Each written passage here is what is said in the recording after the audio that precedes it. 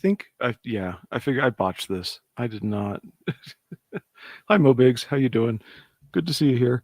Oh man, I had to change time slots, and I probably should have given more warning or something. But where are we? There we are. Okay, yeah, I botched how to get the video out or in or whatever. Hey, anyway, I'm going to open a few packages, of course, as always, and then talk about Xenotype. I got that behind me.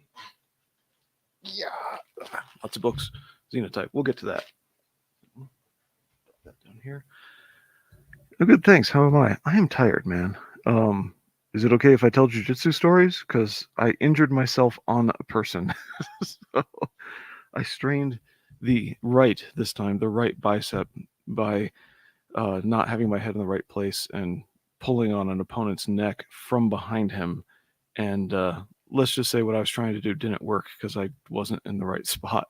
And it basically, I could have just grabbed a cinder block and pulled real hard and, against my shoulder. And it hurt. It like really hurt. So anyway, that's it hurt up at the top now. So physical therapy will never end. I'm told people go through little phases like this where it seems like you're always kind of bruising yourself. I tried a new exercise. Maybe I'll bring that up later.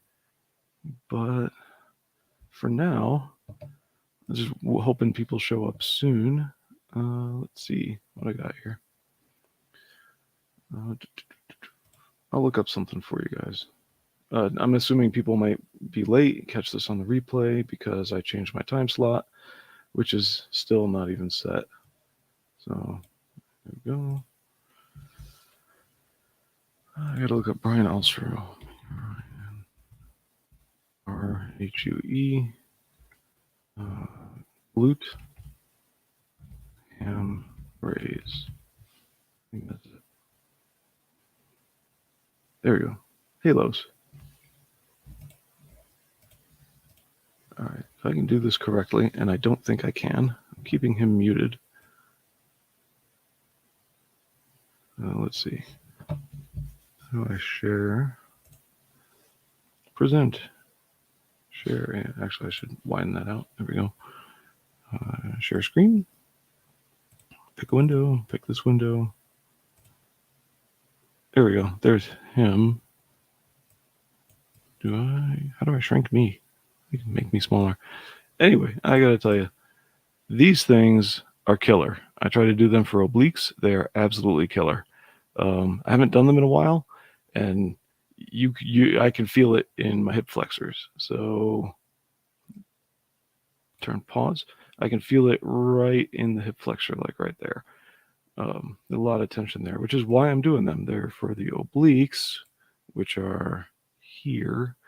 And yeah, they're intense. But that's what I've been up to. That's how I'm doing. Okay, let's open some mail. I don't know who's catching this on replay, but I hope you enjoy it. We got to switch back. There we go. Make sure I can see my chat. Sorry, I had to change times. Oh, so I have two LCSs. One of them mails me things. The other one I can actually walk into, depending on like where I am, or sometimes I'll walk into the other one. But be careful here. Trying to go lightly. And this says an LCS mailer, but there we go. It should have in it, one particular book that I want to share with you guys. Gotta hide all the doxing. I'm not good at hiding the doxing. There we go.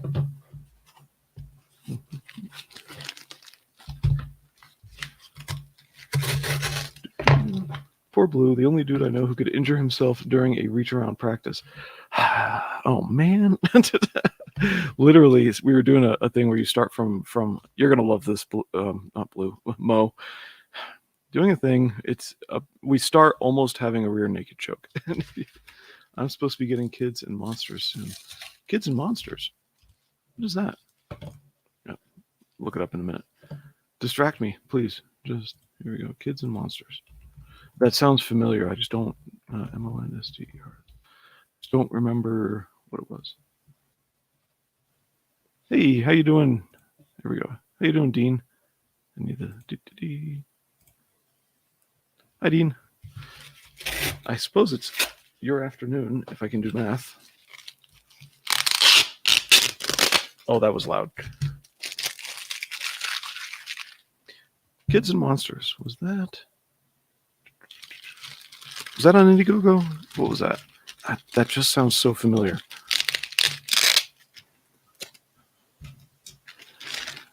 Let's see. Kids and Monsters. Indiegogo.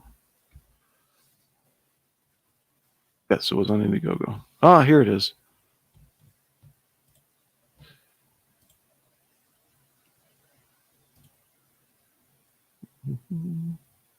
It's called, oh, by Adam Lawson. Right. That's something to bring up.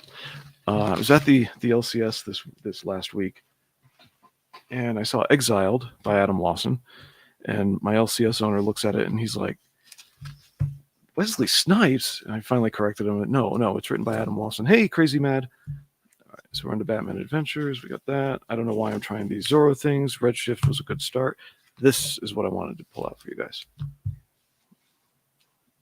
How you doing, Crazy Mad? Glad you're here. Hide that. This is by Gary Shipman. I read the first one in black and white. It was, and the first hardcover was like 3 issues. So this is out here. So we'll take a look at it. He had a backpack tier.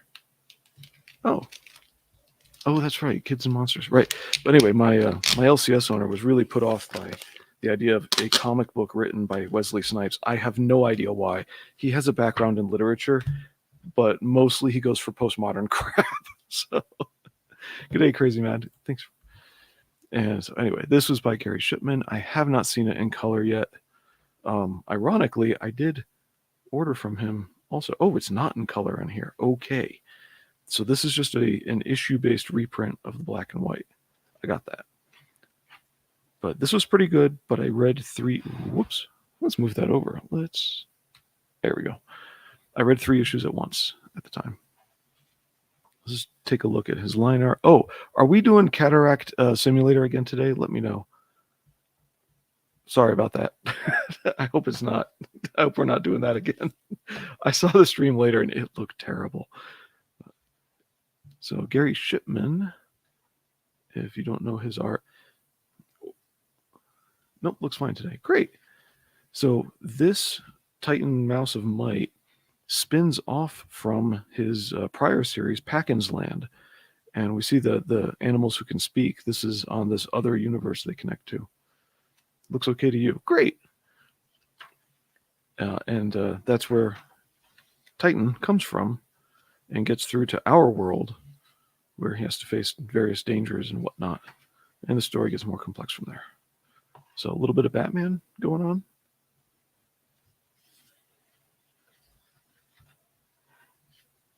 See if I can bring that up to you.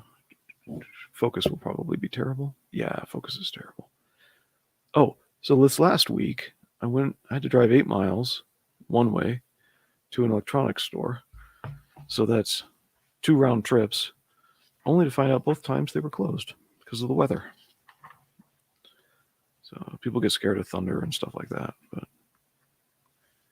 anyway, this is his first Titan Mouse book. It is in black and white. He does have a color version of it going on Indiegogo. I think that just closed. And because I haven't opened stuff for you guys in a couple of weeks, I will probably open what I think is that. So we'll get a comparison real soon. Where'd I put it? Here we go. We'll get to this first instead of last. Somehow they obeyed. I don't know why. Looks okay to Crazy Man. Good. Always cut towards yourselves. Oh, sorry about that. I know that's loud in the microphone.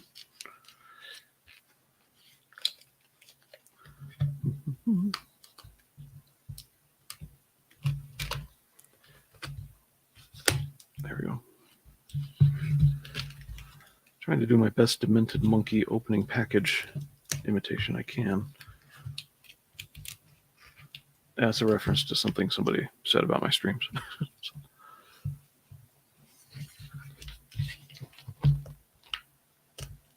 hurt the book inside.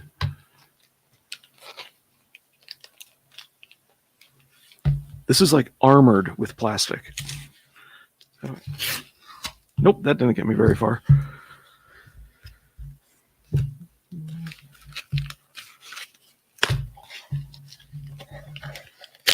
There we go. Aha. There was no way that was going to bend. All right, so my accidental subscription to the LCS copy is not a mistake. This is number 2. Where'd number 1 go? When I went to school, man, I lost track of everything comics. So we're going to look at number 2.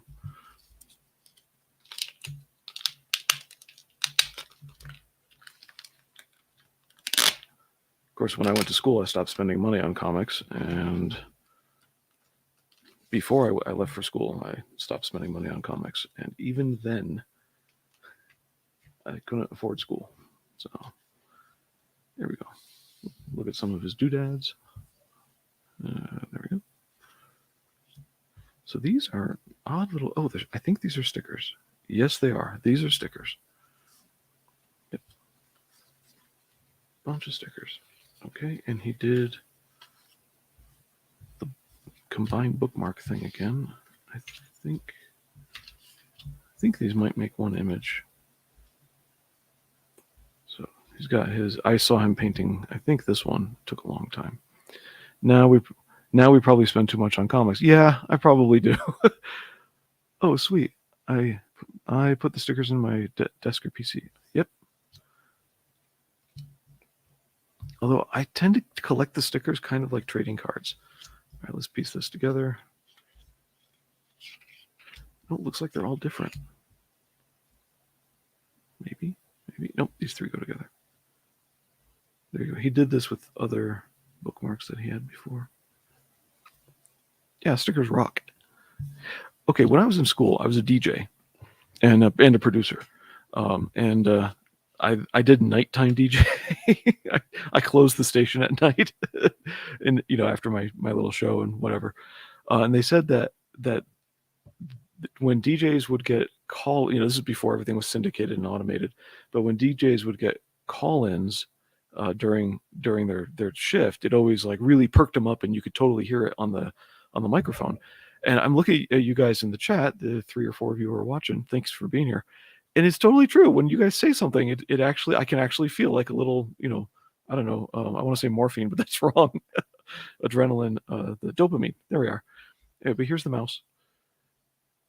So what's he saying on this bookmark? He is saying, justice has a name and you're looking at it. Okay, cool. I like that. I want to see the rest of this panel.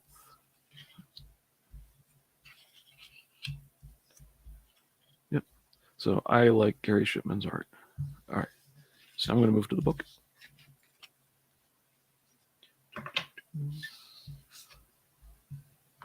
Signature. Each chat comment is like a hit from the crack pipe. Yes. Yes. And since I don't have the money for crack, I do this show. That's why we're here. Right. So chapter 2. So we got the same art for the cover, the title page, and the very first panel. Unlike Watchmen, where the cover was the first panel, but it was separate. Here we go. Can I read upside down? No, I can't. The might of evil must fall before Titan Mouse. All right. It goes on. So this, if I remember this chapter from 2 years ago when I read it in black and white, this involves some flashbacks to his origin, where he came from or where the mouse in the cage came from, one or the other. Crack is surprisingly affordable in spite of Clint Eastwood calling it the glamour drug of the 80s. You know what? Ever since the federal government started giving out pipes in those little kits, everything's been more affordable. And I don't need food anymore. I just need crack. That's it. So totally changed my budget. And look at this. I believe that's supposed to be Snick. Yeah. He's stabbing his way out of a cat. That is awesome.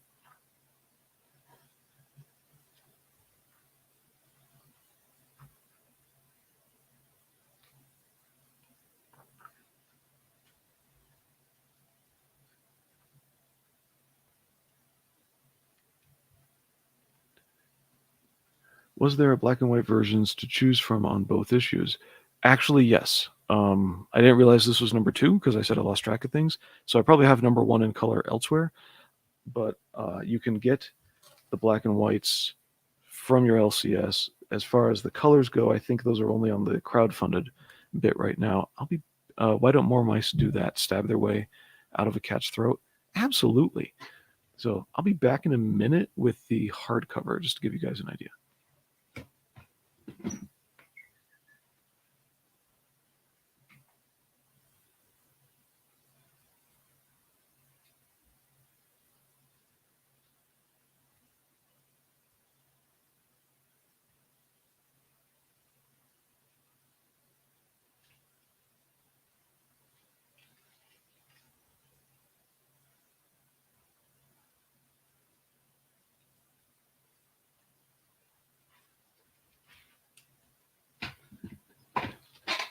Chair stream. All right. So along with, we'll take us, put this aside for a moment. It's short enough we can flip through the whole thing. But along with all the doodads that came with the original campaign, so different trading cards. This character comes up later in the book. I think these might be the same. This feels like a different printing, but it is roughly the same bookmark set. Thanks for making me go get these. All right, there we go. So different bookmark from the original. I kind of like that. How we did that one. Little patch, etc. I think these are all from campaign number 1, or I mixed the stuff from campaigns 1 and 2, which is fine. So, off to the side. He put out different prints. And if I recall, this is a color variation of the other cover that's in shops. Go this way. There we go. Like that. He also did a little metal trading card of this with the orange on it. So that's somewhere in my stacks. So there you go. Here is the I want to say deranged, but the disheveled mouse coming after him. And he's in the tunnel with the cat. All right, onto the books. Oh, there's one more print. And some of these got reused as his covers for number 1. I think they had variant covers. I don't know if you could, to direct answer to your question, why was number 1 black and white, number 2 was in color? They're coming from two. I misread your question at first. You said why? Oh, because they're coming from 2 different sources. The one from the LCS that's in black and white is just him reprinting for the LCS, and then the color ones he's selling differently. It's kind of redundant. There we go. Budget increases, crazy mad.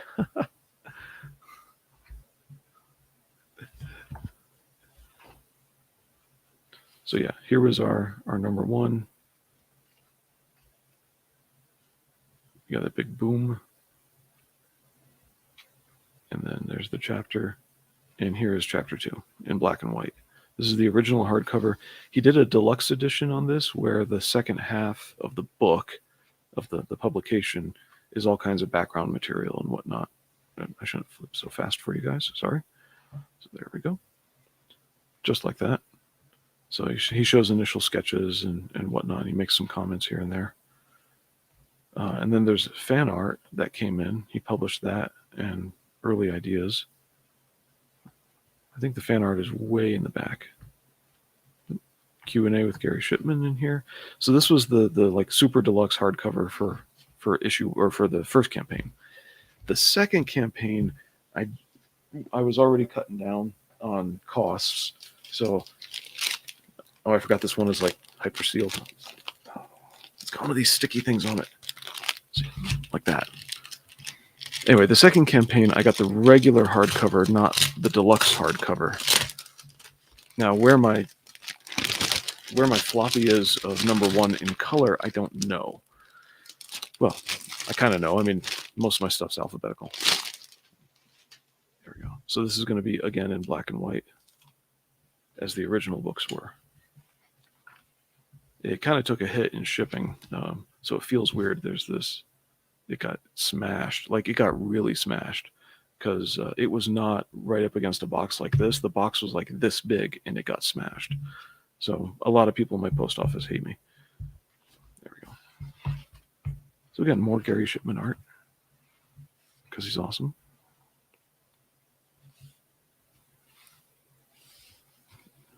I can't feel the page to turn. And I have not read this yet. School messed up my life. All right, we're doing a lot of time on Gary Shipman. So I said I'd show a little bit more of the color work, so we're going to look at just a couple more pages, and then I will move on to the next package to see what it is, because I have no idea. There we go. So this is issue 2, which would have come out of the middle of that first volume hardcover. It's got his sound effects woven in. Yeah, this is great. I want to see who colored it. I've never heard of this book. It looks good, though. Yeah, Titan, Mouse of Might. And let's see who colored it.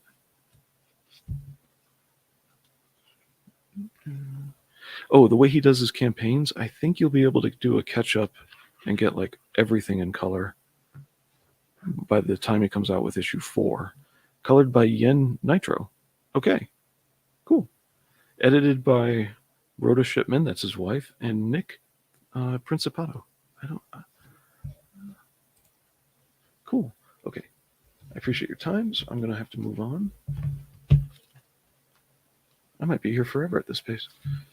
Don't mean to be slow on you. Uh-oh.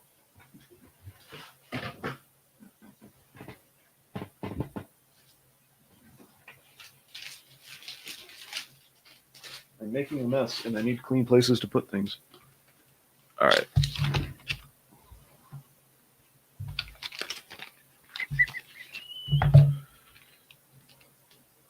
See what this one is.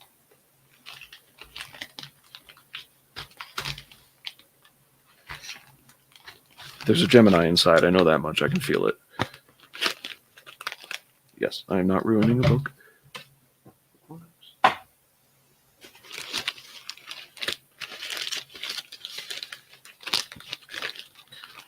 So, shipped by Critical Blast. I have no idea what it is. See, another little dent. My post office loves me. Let's see. Unclick that.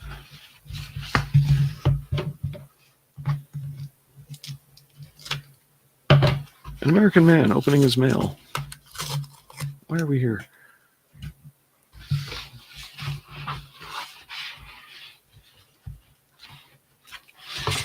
Oh, Angel's Awakening. Okay. I forget what made me say go for this book. This was one of those where I know I backed it thinking it could be better looking, as in I think the art lacks something. Can't put my finger on what exactly. And it reminds me of like how everybody who's a little bit new to doing comics draws hair like this. I don't know what to call it. But Angel's Awakening. Okay. No blurb. Writer Daniel Parker. Artist Bogdan Ristia? Okay. Eric Weathers, of course. The letters edited by Danielyn McDonald. Logo by Nodzabat. All right. So yeah, this is one that looked promising, but I don't remember why. If I knew what was going to be in the packages, I would totally prepare better and go back and look at now. Why did I back this? Let's see. We got a lot of words. 1, 2, 3, 4, 5. We're still within the rules. 1, 2, 3, 4. 1, 2, 3. Yeah. 5 balloons per is really should be 3 balloons. I'm going to guess they're getting a lot of stuff out of the way, it's probably going to be a dry read on that page. If these are her thoughts as narration and not somebody else, I prefer that thoughts are in the cloud balloons instead. I don't know about you guys. Well, she certainly is muscular. All right. There she is. Yep. So now we're getting the breathe balance, where on these pages there are a lot fewer words. There we go. The spine is holding up. That's good. Do not recall what this is about. Angel's Awakening. Teens find monsters in their backpacks and are taken into a war that mirrors their struggles at home. That's not this book. No. That's Kids and Monsters by Adam Lawson, which I missed out on. I had to miss that one. Give me a moment. Search.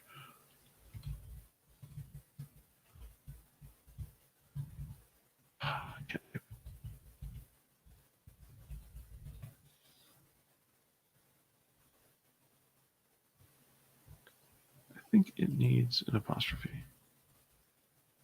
There it is.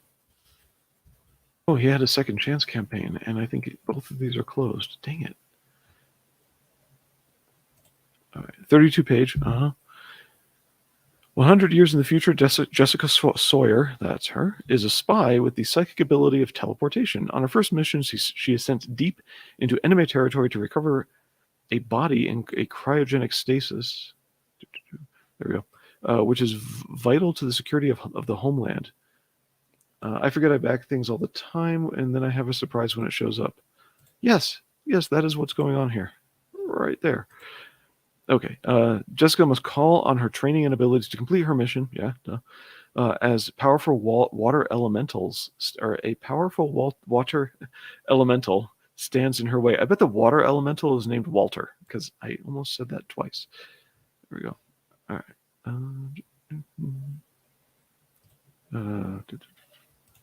Close the tab. Close the tab. Let's see. No, don't do that. Present.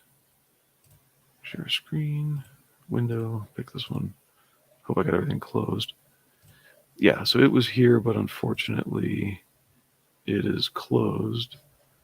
And there's a second chance on it as well, which might have been where I got it. Yep, same stuff. Same stuff. No big deal. 16 pages of bonus content. Cool. Let's kind of take a look at the end. So the bonus content looks like it's character biographies.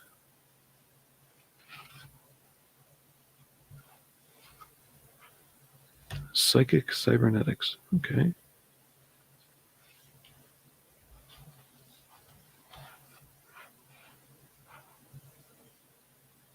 Explains all of her stuff. I see she's PX90 as opposed to P90X. Hey, Felix. Remove. There we go.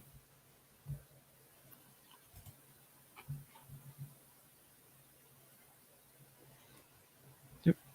Just background stuff. So let's see. Oh, wow, a lot of background stuff. So you get a graphic novel and a novel. Cool. All right. I don't want to spoil the end. A lot of action, a little bit of talking. It looks balanced. Of course, I'll have to actually read it. What do you guys think?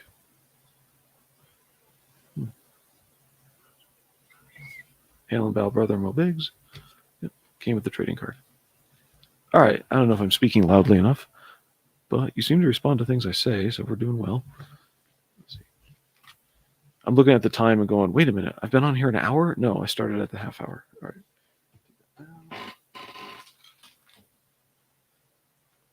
I think there was one other. I'm not sure what I was thinking. That one? I thought I had one more. Because it's been a couple weeks, I should be doubling up. Where'd I put it? One moment. Oh, how do I do this? Stop game. Just a sec.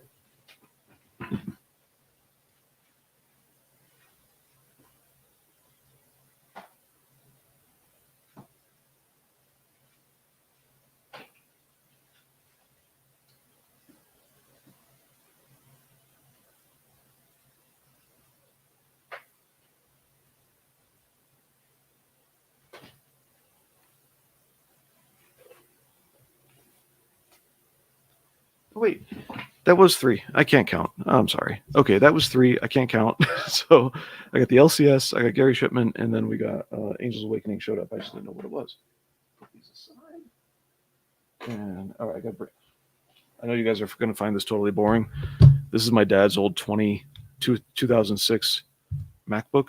Please sign up for the Embrace mailing list. Yes, absolutely do. Dad used this so the keys wouldn't push in there. I got Windows 10 to run on this thing. I need a life. Send me a woman. Somebody. Good to see you, Felix. Good to feel you, Felix. Whoa. I'm currently in Rumble Ruse chat. He just started streaming for the second time. Who is Rumble Ruse? Oh, yes.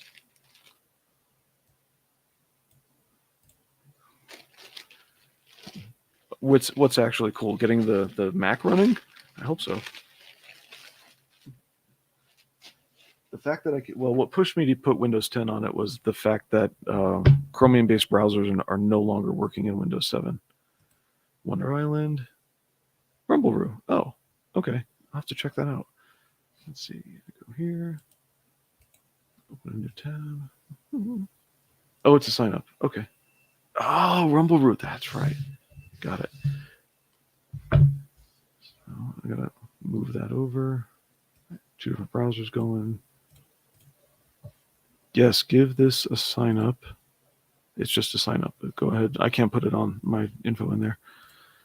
If someone sends you 2 women, send one my way. I will. I understand. Windows on a Mac is a definite improvement. Okay, that thing is so low spec. It's unbelievable. But I stripped out a whole bunch of. I looked up all the. Not got to be careful about bragging. I looked up all the things to strip out of background processes to make it a little bit smoother, and it runs. Early Windows 10 was really clunky, but this was good. Okay, Xenotype. Just in case somebody who hasn't heard this stuff watches on the replay, I'm going to be saying some stuff I'm sure most of you guys already know. So this is from Liam Gray. He wrote it. Rumble will have a cover drawn by me. Oh, that is cool. Did it ages ago. Yeah. All right, from Liam Gray. And he produced this book. And yes, it's quite manga-ish, but I will explain that so that hopefully manga won't be so offensive to Mo and me and whatnot. I'll start now. I'm sure we've all heard this already, but this page is unfortunately laid out to be read right to left. And it's a mirror image from the color version, which is left to right. The layouts are mostly done like manga, but it becomes a weird blend of manga and American. So let's see. So this layout, you're supposed to read right to left. Now, Liam, I hate people crapping on Liam for stuff that he's actually said. And that was, he gave an explanation of how this happened, but he took the blame in the end. And people say that he blamed his artist, Odie. No, what happened was, I'm sorry, Manger. There we go, Manger. Odie was not taking instructions very well. I think got a little full of himself just from the outside looking in, and did not do the jobs he was assigned, like putting the pages in the correct order. So each pair of pages, double page spread wise, are in the sequence they go in if you're reading normally, like left to right. I actually like Liam. Was never on board with the Save Western Comics by becoming manga approach. I understand. Yeah. I totally get that. Anyway, so he explained what happened, and so everybody says that he's blaming Odie, but I had to go back and listen to it again when it used to be online, and I listened really carefully, and he did say it was his fault because the authority ultimately lay with him. Okay, but people like to ignore that part so they can accuse him of things. It's stupid. Anyway, so the every double page spread needs to be in the reverse order. We know that, but since colors a little now, this is pretty good. I mean, Odie has some good artwork. Another error that I'll get around to. Crazy Matt just got home and has a genuine comics package waiting for him. Oh, nice. Okay. Another error that they got into was Liam gave in. Shame on Liam, and let Odie, if I understand correctly, let Odie letter in the artwork for some of it.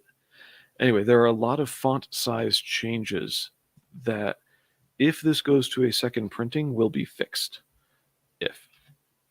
I think I have it on moderate authority that some of the font size changes will be fixed.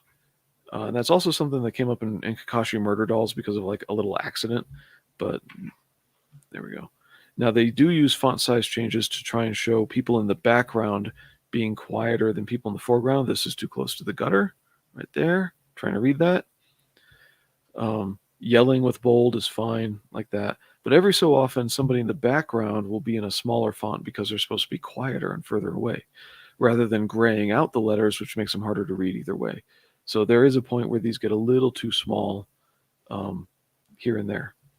Now, the other problem I'm having with this book is remembering people's names. So I think it's Felix and Alex. So named after Felix. Oh, yes, this book took forever to read. This is 8 issues. So one reason I'm glad it came out as 8 issues is I'm a little forgiving on the idea of for story's sake, you have to complete something within a chapter. But is a floppy enough to be a chapter, or should two floppies make up a chapter? I can be more forgiving about that in one floppy of 20 to 24 pages.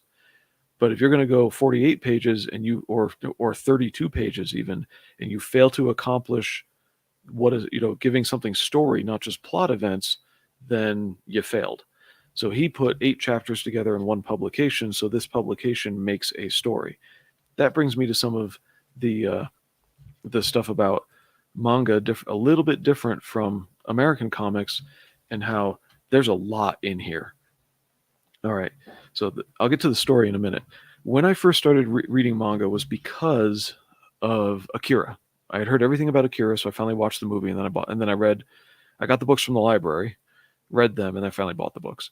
And Dark Horse, when they put out Akira, did this thing where they mirror imaged everything kind of like here and relettered it, except for certain pages that aren't flipped over. They did one double page spread where they should have flipped it around, and they didn't. And it's a single panel for a double page spread. And so the character in Akira has his arm is transforming. You turn the page, and suddenly it's in the Japanese version of the art where it's the other arm now. But anyway, that's why all the covers on the American prints of Akira don't match the innards. Is the covers have, I think it's his left arm is transforming, and then in the flopped version for Americans, it's his right. So anyway, this looks funky. There are a lot of things apparently in the backgrounds here, and stuff I probably didn't notice going on that he said he made little odes. War Campaign they're graffitied on a dumpster in the opening scene, which I think is hilarious. So remember, we're reading this way. So yeah, there's War Campaign, something else way down there, that little arc. All right. So one thing I noticed when I started reading manga that become relevant. Some proto-weeb friend of mine in high school tried to weebify me. He showed me Akira, solid 6 out of 10. Then he showed me other trash. Eventually, I pulled him from the abyss. That's good. I don't want to get distracted into what I thought was good about Akira. I want to speak about manga and anime in general, my experience. What I find annoying at first, especially in Attack on Titan, the anime, was you're in the middle of an action scene and then Attack on Titan would cut to a flashback to give you history, background, tons of introspection. And that was something that when I was in college and people were looking at anime, I was like, why are they screaming for 5 minutes between every punch? We get all of their thoughts. And I realized they're just laying out stuff that flashes through my head in an instant. It's just that it takes a long time to say it. So that's one. If you lay out what a character's thoughts are during a fight. And then, hey, Lion Ratton, what's going on? I'm explaining my take on anime and things I found annoying. So while that's annoying to me, I did get used to it. Sorry, I always hold the pages like you guys are going to see anything. So, yeah, play the action scene, then give me the introspection is more of an American thing. But telling you what's going through each character's head as it goes is done more at length, and even with a scene cut to a flashback in manga and anime. But in American comics, we'll just see like one little thought balloon showing what she's thinking here, as if her chibi face doesn't give us enough of that. So, and it does. Anyway, a lot of cross hatching here. I believe, what's his name? I want to say his first name for real, but no, Scotsman, who colored this, he said he had to develop a totally different way of coloring just to accommodate for the line work and things like that Odie put in. So on my screen right now, on my camera, this looks really nicely shaded, but you can't see all the lines. It becomes shading. We get that trick out of it. Anyway, Odie. Yeah. Odie is the artist. Don't know what the O is. So I have not translated the katakana here to see what these are, but usually I've done that before and it usually just says whoosh. So I haven't translated the sound effects because I gave up on that when I saw they're all in English. Like, this probably translates to skip. They're just sound effects. So anyway, what else did I find? Oh, I noticed reading Attack on Titan and Akira that to get the story out, everything's in black and white, so they just blow through pages. Say again. You're trying to think of my name, and I thought you were thinking of Odie, but you were thinking of Scotsman. Oh yeah. Think of a name. Yeah. Sorry about misreading. So I said, oh, I think you typed it. No, I'm just kidding. I'm being a dick. Anyway, they blow through pages a lot to get the story out, even if that means going through all the introspection and whatnot. So the difference I'm working on in understanding things because of what's his name, Mark Polton. I always said Mark McCann. It's Mike McCann is the artist. With Mark Polton, he falls in. Somebody asked me once. I think I've said this before, but somebody asked me once, "Did you care about the characters?" And the answer was no. But I liked the story. Why? Without liking the characters, how do you get into the story? And it was, I get attached a little bit easily to the roller coaster of the adventure that's being presented. I'm being a dick. That's my. You know what? You're right. I should leave that to the professionals. Sorry, Mo. I shouldn't usurp your role. Anyway, so I get into the roller coaster of a story, and with Mark Polton's writing, why I grabbed a bunch of his books, the older ones, I wanted to see more of how that works. Polton comes from a background where he's really writing for the artist, and he's using established characters. So he's not doing origins, he's not doing a lot of original make you care about the character, because if you're going to read Hawkman, you already care about Hawkman, that kind of thing. So, but I like his roller coasters. All right. So I'm trying to learn more about that. And story is, after all the plot events happen, what does it mean? That's something I want to go check back from Mark Polton again, even if the meaning is kind of a MacGuffin, like it only means something to the characters. So that's where manga, I noticed in it per chapter. What are we doing? Apparently, a lot of people can like a story without liking any of the characters. It's the only explanation for the Expanse comics raising over $1 million on Kickstarter. Did not know about that. Actually, I haven't watched the Expanse. So, oh my gosh. Okay, I gotta take a drink. I just did all my PT, and I can totally feel it in my right arm now, which I'm not getting therapy for. It's the left. Anyway, yeah. So I think that's something in reading American comics we've forgotten is the literature aspect. So what you guys don't know is I got back into comics because in 2017 I got an idea. Um, I can't go into it now. I'm trying not to, but I got an idea, and for the idea to be funny and make sense as a joke, and it needs a little bit of setting around it, and from there bloomed this story in my head.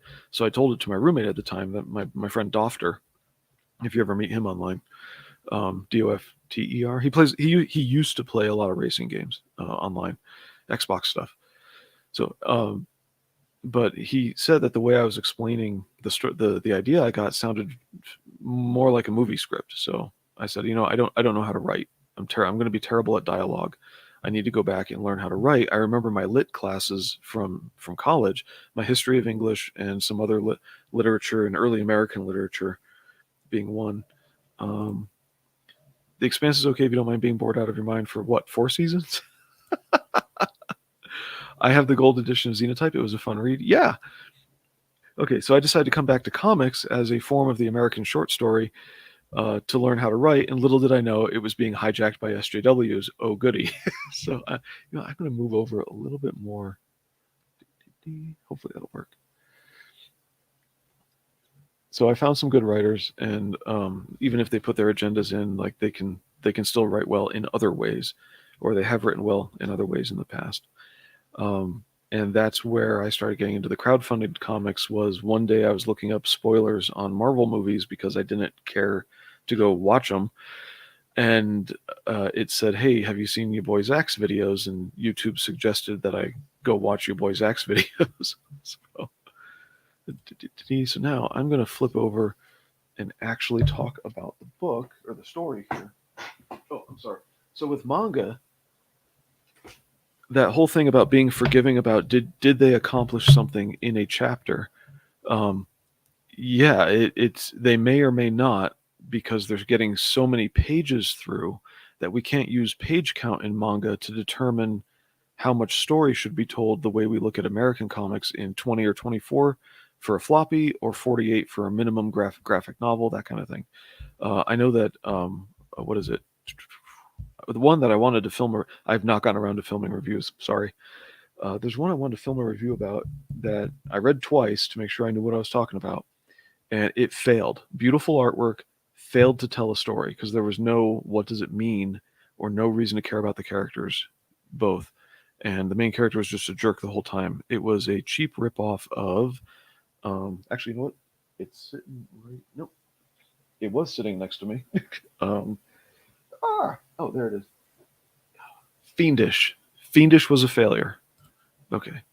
You got way further than me, Mo. I didn't get through season 1 because Mo was saying. I forgot whether I got through seasons or 2 or 3 of The Expanse. I kind of enjoyed the first season. I'll take that as a recommendation. And then asked myself why I was forcing myself to keep watching and decided not to. Yeah. If I don't know why I'm watching it, I shouldn't. But yeah, Fiendish was a cheap ripoff of that other book I had one of. It's right over here. Berserk. Fiendish was a cheap ripoff of Berserk. Sorry to show you actual manga here, Mo. Please try not to vomit. And let's see. Get that off of my stream. No, I'm just kidding. Anyway, there's a big problem with she didn't accomplish story in Fiendish, and then I read Berserk finally. This is the first Berserk book of the first 3 chapters, and I realized, yeah, this accomplished more character building in the first chapter than and therefore story and what does it mean than Fiendish did in 46 pages. So, whoops. Anyway, so here is Xenotype. This is a color version of that temple. Little bit of a problem where there's some details we want that are lost in the gutter, but we ultimately, because the pyramid here that we're supposed to be looking at kind of looks like its background, and it looks like these are things we're supposed to be looking at. If you've read the book, you know by the end of the book that no, the pyramid is the thing. It's not this little stuff in the foreground. So, see, Felix has friends. Right off the bat, it's very unprofessional how they printed it backwards. I know. They couldn't flop this. Why not? I mean, it's from Dark Horse. They know how to flop things. So. Why is Berserk so small? Is it a comic for ants? Oh, there's no denying that. All right. There is a color code I once looked up between eye color and hair color to tell you who characters are in manga. I have no idea what it is. This universe he's built is so jacked up. These weird pods are somewhere in the city. They never talk about it. They never point it out as being something odd. So it's their normal. And look, we don't have to think wrong direction here. We can actually read the way God intended us to read. You know, I'm not sure if he did a full. I haven't opened them both at the same time. If he did a full flop, no, he did a full flop. I remember this frame now. This is mirror imaged. Okay. All right. So some kid we don't know being killed by some beast looks heinous, and I am going to forget names here as we go. And the beast turns human before killing him. Our main character Felix waking up and going to school the next day. Blue hair means something. I have no idea what. Go look it up. He's being painted as super ambitious, super happy, hopeful, that kind of character. Maybe a little too gushy, but that's, again, manga style tends to be a little gushy, for me at least. This book is in manga genres called seinen, seinen, which I keep mispronouncing as seinen because I used to speak German. So sometimes I see things in French too. So, I'd love to speak Japanese, Russian, and German. Here we go. Bam. There it is. Thank you, Mom. All right. I'd love to have learned to go back to German and then learn Russian and Japanese. I think that would be awesome. So I do have a Japanese alphabet book to learn to pronounce all the letters in katakana and hiragana. So anyway, he meets up with his friends. We get they get through characterization very quickly. Their self-declared alpha tough guy, where he's just kind of arrogant, is this dude, and that's Alex. So I remembered Felix and Alex. I'm doing okay so far. And Alex delivers the bad news to them that their friend was just murdered the night before, which hits Felix. All right. We jump to their school day. Oh, I'm sorry. No, we jump to a pyramid floating in the sky. This is still chapter 1. We're doing a lot of establishment stuff. So it's apparently raining a lot in this. See the streaks. Some beast just snatches a person from the streets. It's like people don't even notice. Okay. What are these pod things? Never explained. I don't think that's his fault in the story, but these weird pod things are just part of their world. What book is this with the fake manga art style? Xenotype. And I think you know that already. All right. When the alpha tough guy looks like a young Justin Bieber with a semi-bowl haircut, you know you're reading a manga. Yes. Holy cow, yes. What do we got? This isn't manga. Manga. Sorry, you got to type manga. Apparently, it's the rule for the night. I didn't make it up. Yeah, it's there's a lot of manga and anime factors. I guess I don't know what noun to use there, but there's a lot of manga anime. It's more than influence. It's elements. There we go. In this, but being presented and formatted like an American comic, and especially in the color version. So we're looking at the color version. Don't care about the black and white in terms of saying American comic. So here we get somebody being thrown on a platform up on that pyramid. There are other people, really gruesome. Dude's eye is already popped out. They got monsters chasing them in to a trap, essentially. But we don't see that yet. This is now we're in chapter 2. Nice cover. Chapter 2, we get shown that some people are monsters. A whole bunch of people are being killed. they're being chased essentially into a trap where the door's shut behind them. And I think she or he, couldn't tell, could be either, figured out not to go in there. But that introduces us to the pink-haired girl, whose name I totally forget. See? One of the greens not going in. And she is one of the monster people, I guess, who are not the same as the humans. All right. When I was reading this, the monsters refer to humans as Oman, Ohman. Yep, that's what our green clad person is. Hello, everybody. A trap, essentially. Waves his hand over the scantily clad woman. Yes, we're in Mangertown. Yes, it is not a manga, but it so seems like one. Anyway, where the hell was I? Oh yeah, we're basically, there's a lot of world building in here without directly giving us exposition to say here's what the world is, and it totally works in terms of reading. You just pick up the clues. It's a lot of context clues. I think that works. You understand that this cat-eyed creature person thing is an authority because he's on a frickin' throne. You know, you don't need to be told he's the authority. Everybody treats him like one. So there we are. Anyway, meanwhile, back down on Earth. Oh yeah, for whatever, she's getting out of line with her attitude, so they killed her cat.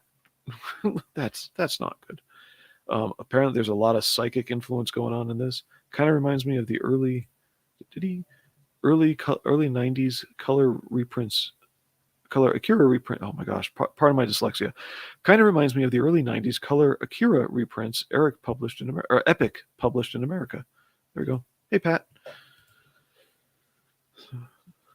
Thanks. All right, so we get back to the friends. They go to school, and their lady friend Robin, or we get told that Alex is a fighter or whatever. Their lady friend Robin is apparently shaken up and bothered because, yeah, this is Robin. She's being pursued by some guy who is the giant naked dude we saw at the beginning murdering the one other kid. So that's just frightening. And it builds from there. There he is. So he's stalking her. They decide they're going to do something about it. Now here's we looked at this panel before with the shading. You see how the black lines, because it is all black lines, and then Scotsman, that's his name, there are like multiple levels of color in here to go with the black lines. Really, heavy, time intensive. He did a lot of this on stream, so we got to see his technique, but it's a very intensive way of shading. So Odie's line art was apparently a little tough to work with because it was so dense here and there and stuff like that.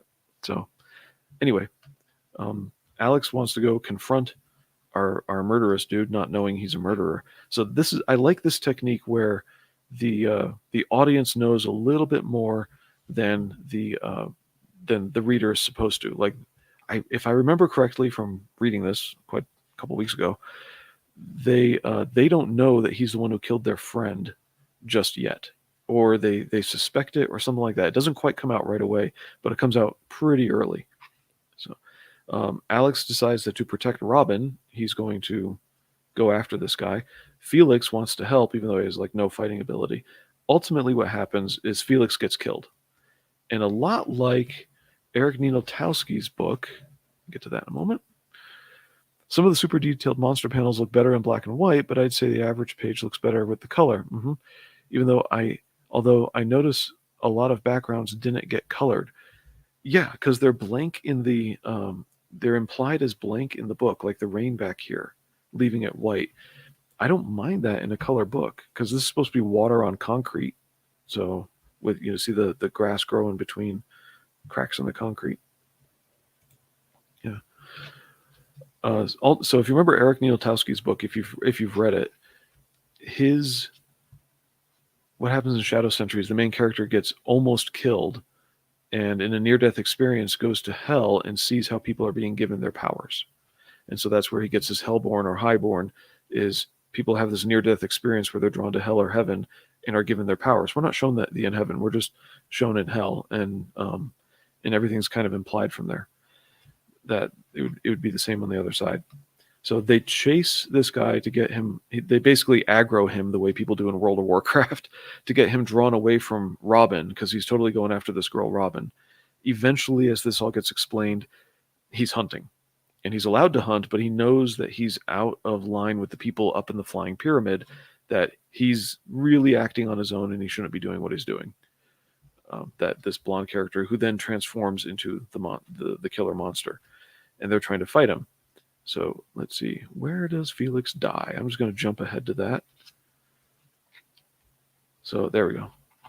And here he's given a choice before he fully dies. What do you want to do? Then you must choose to live. Yep. And he decides he wants to help people. We don't realize what it is right away. We just see this, like, what the hell is that? These are crystals entering him that then manifest in his body as well. And they're the source of his powers. So something I noticed in also in Menger, the way storytelling is pretty quick in these chapters. If they're given a little bit of meaning, it's kind of like this. We have a fight scene, and then people talking forever, and then throwing one more punch each, and then talking about the punch they threw. And then the whole idea is they learn something from it. It's a micro version of the hero's journey, that, at least in my opinion. So over and over again, we get, I need to do something technological because Massachusetts Institute of Technology is going nuts on me. There we go. Clear log. All right. Okay. Hopefully that'll help it stream better too. All right. So, anyway, micro version of the hero's journey, which it's like you set out to do something, you get your ass beat, you learn from it, that helps you grow. Now you go to do the next thing. Cycle repeats.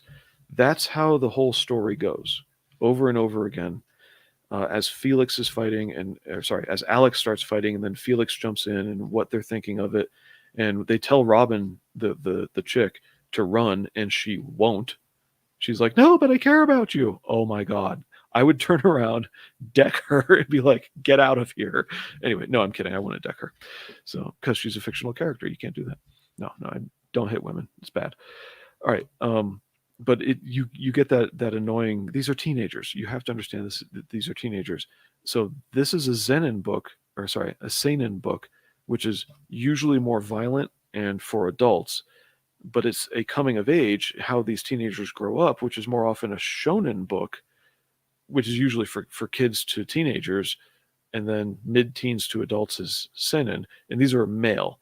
So there's shonen, I think, or jonen. There's a different genre for the same thing for girls. I don't know why. Their genres are really labeled by their target audience. So this is a seinen book, which means you could get violent adult things. It's a late teen. It's a young adult male, like let's say 17 on up, book is what it's intended for.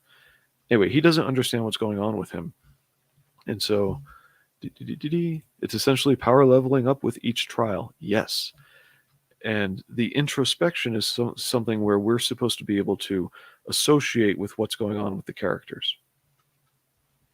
So I've heard people talk about this book and not understand that at all. I'm not even a manga anime expert. This is just my observations picking up on things. Look, it's a tiny hero's journey every half chapter or something like that. So that whole thing about did the chapter give meaning is like, well, you could. By the way, thanks Felix Haas for these links. Media Bang is where you can read other stuff. There's Strive. One of these is a parody book about Liam and what's his name? Liam and Odie working together, and the other one is just another chapter from later in this world. Okay, and Wonder Island. Yes, go give Wonder Island a chance, even though it has big eyes in it. Murder Dolls. The reason I'm doing Xenotype was I read Murder Dolls and wanted to talk about it, so I thought I'd just talk about Xenotype first. That's why I'm doing Xenotype tonight. All right, where are we? oh yeah, we go through all these lessons, blah blah blah. Eventually they find a way to defeat the guy. They solve the puzzle. It's not really a detective mystery, and I'm going, oh, by the way, this is beautiful. I mean, look at that. I think this is just gorgeous. So anyway, good job, Scotsman, on coloring this thing. Holy cow. So this is chapter 7, Victory. There's a whole bunch of after the fight that goes on, and we see just how much, what's his name? Alex really is just an arrogant prick. Okay. He's pissed off because he didn't win the fight for them. And he's totally distrusting of his friend Felix now, because apparently Felix had some kind of secrets, and Felix is telling him, I didn't know, this just came on me. Came on, onto me. I don't know what happened, like that kind of thing. And then they zip off together because Alex is going and being pissed. The men in black come around to take the last surviving police officer, wipe his memory, and clean up the scene. I'm not kidding. This is Men in Black. It's great. So, but these are the 8 something or other that our initial monster was afraid of, because he knew because this guy knew that they'd come for him and stop him on his hunt. Not good. So there's a lot of story tie-up. You actually, by the end of chapter 8 here, you really do get an implied world building that works. You get story tie-up. If you can handle the manga elements, it's actually pretty cool. You get to know 3 characters, and I hope you don't. My best indie reads. I need a couple titles. Oh man, I'd have to think about that. Crazy Mad, who are you on Twitter so that I can just tweet this at you? I'll tweet it and tag you in it. Best indie reads. Crud. Oh man, you're knocking my ADHD around. Ugh. I've read so many books. You know what? 10, which I talked about last week, I think was excellent. If you can find it, but you can find it digitally. That's just the number 10. Let me bring you guys up here. 10, and what was his name? I can't remember. Go back to my last stream where I did the book 10 and look up that one. What other one did I really, really enjoy? You know what? You really caught me off guard. You're at Chadwags. Okay, and a bunch of numbers. But it's Crazy Mad. Okay. See if I can find you now, just while I'm thinking of it. CHADWAGS. Chadwags. CRAZYMAD. Why can't I find you? There you are. All right.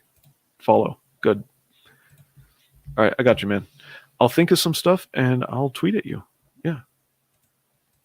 Cool. So thanks, Felix, for the link. What is it? Yeah.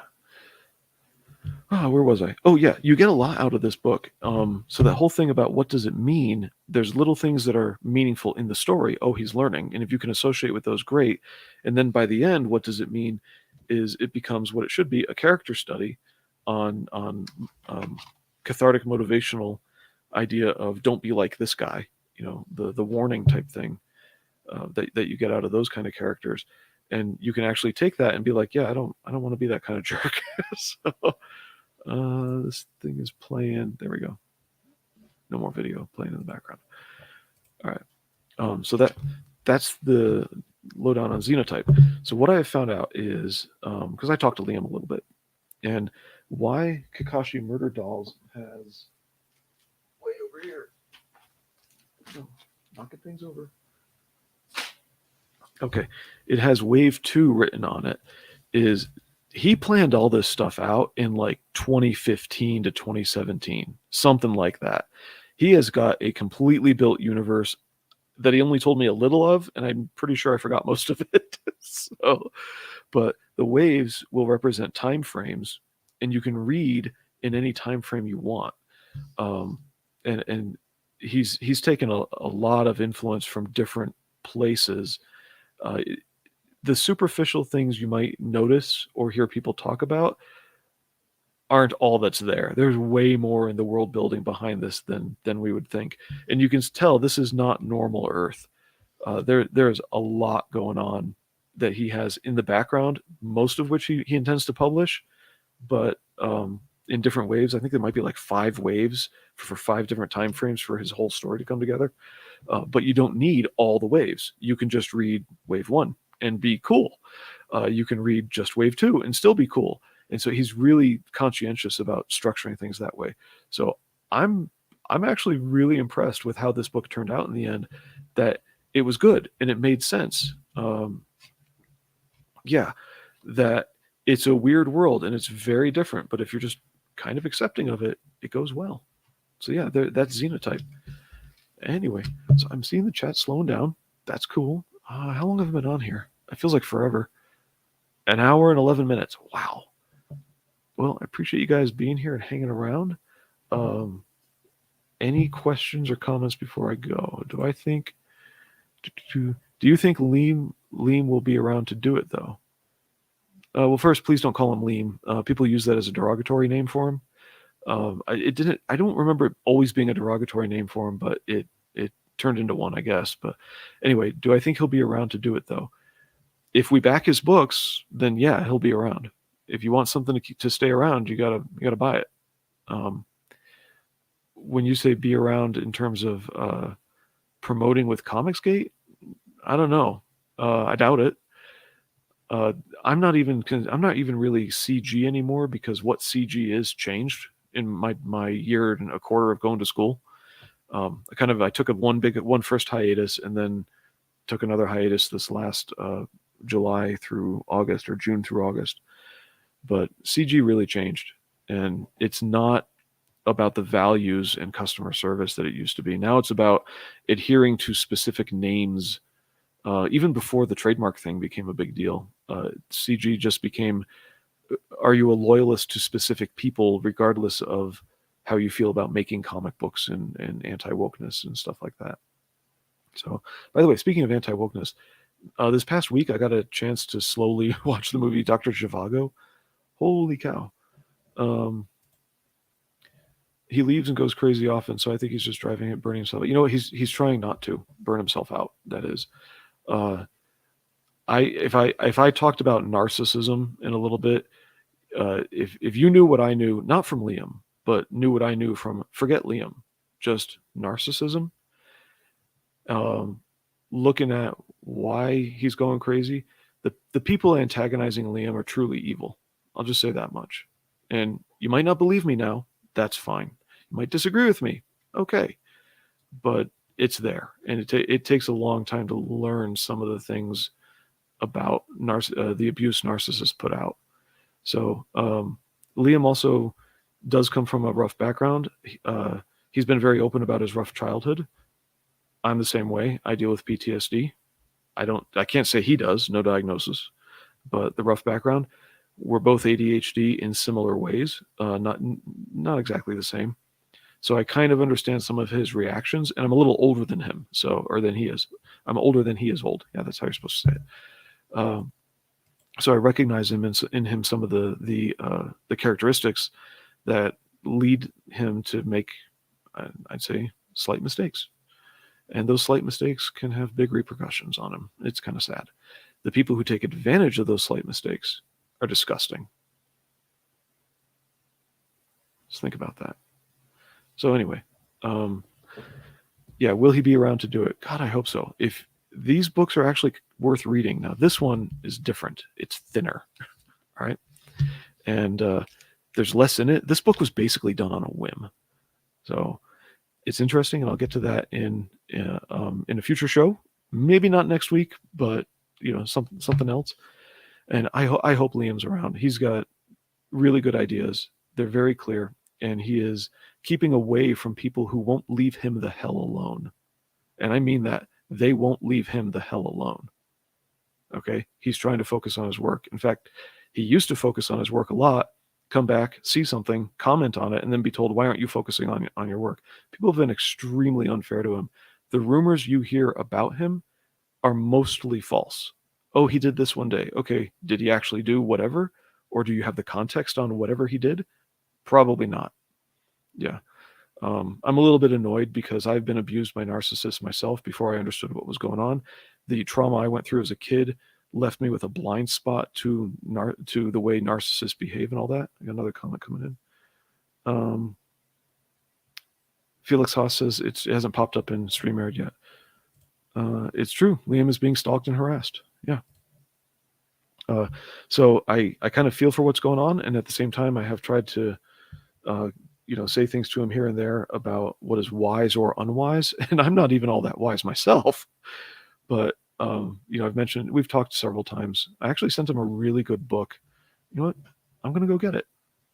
Just a moment.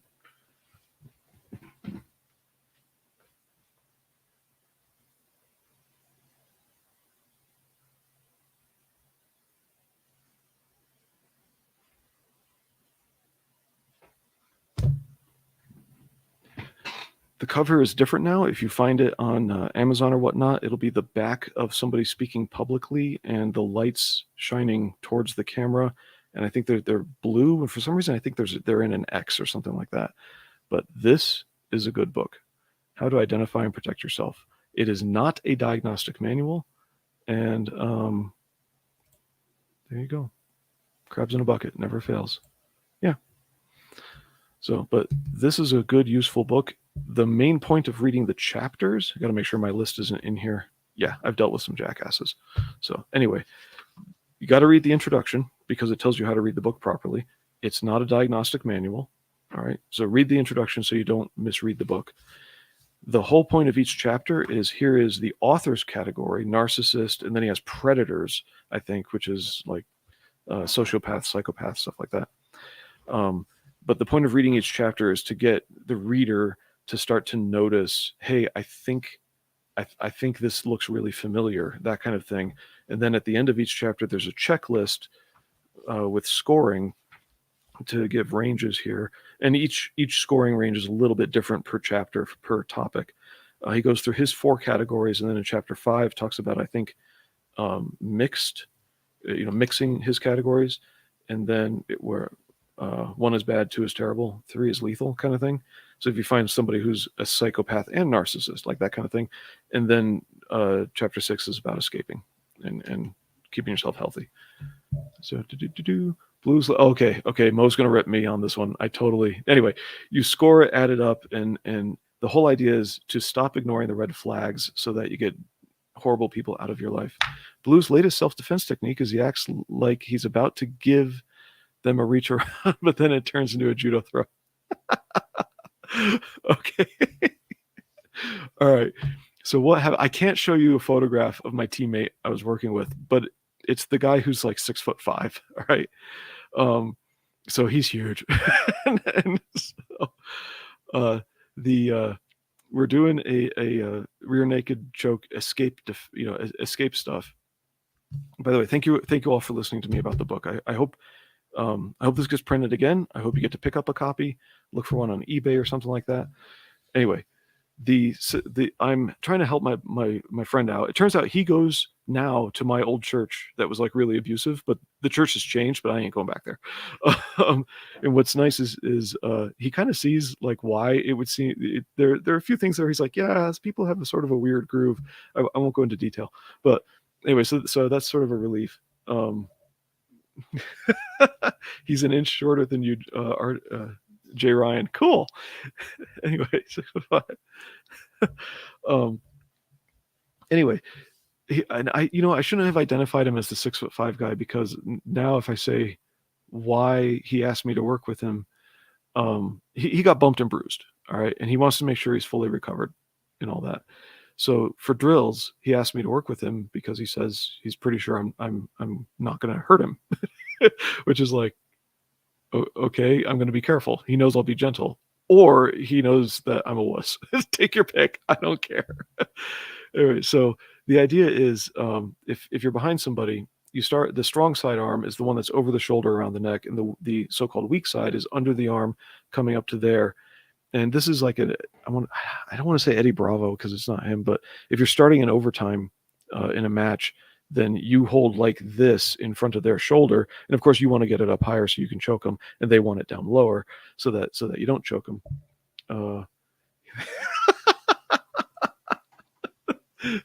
Thank you. Anyway, if you fall to the strong side, meaning you keep your head next to theirs on the opposite side of your choking arm, and you fall so that the choking arm is the side that's down, you're both on your sides, then there are certain escapes he's going to be practicing on that. And drills, he knows I'm not going to hurt him. He knows I'll be gentle. So when you're behind somebody,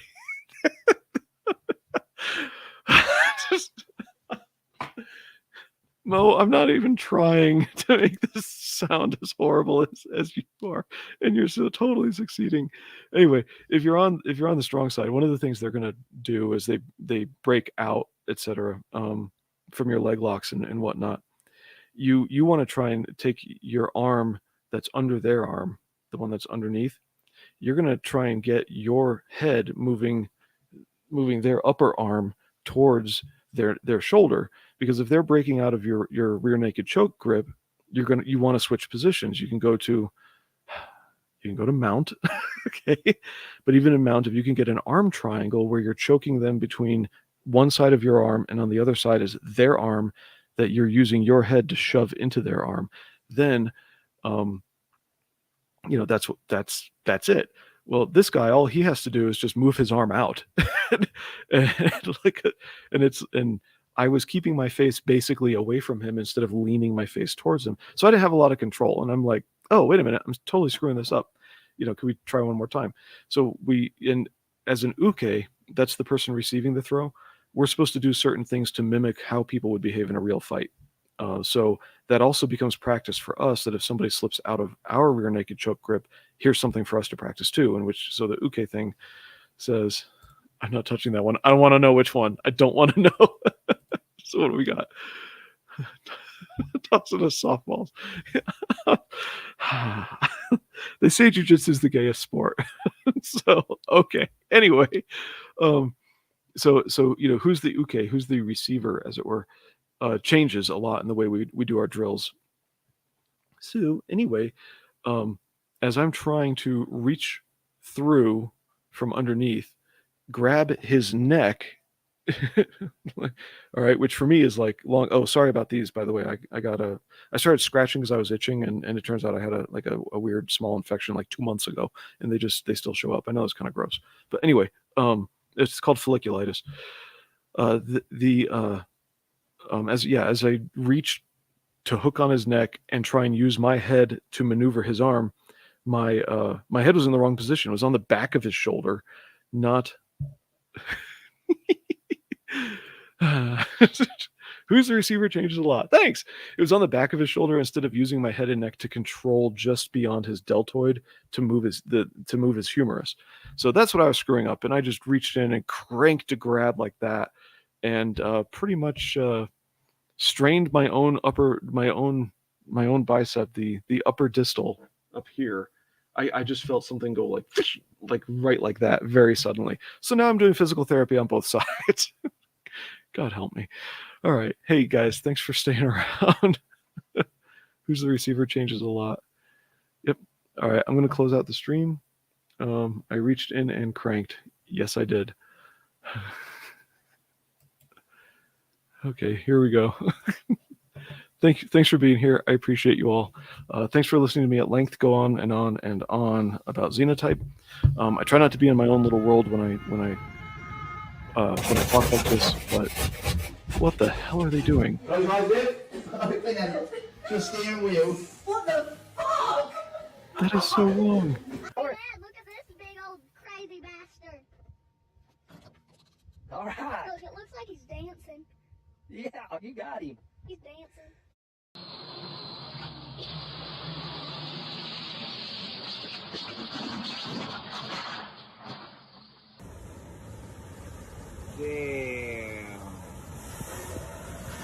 Damn, dog.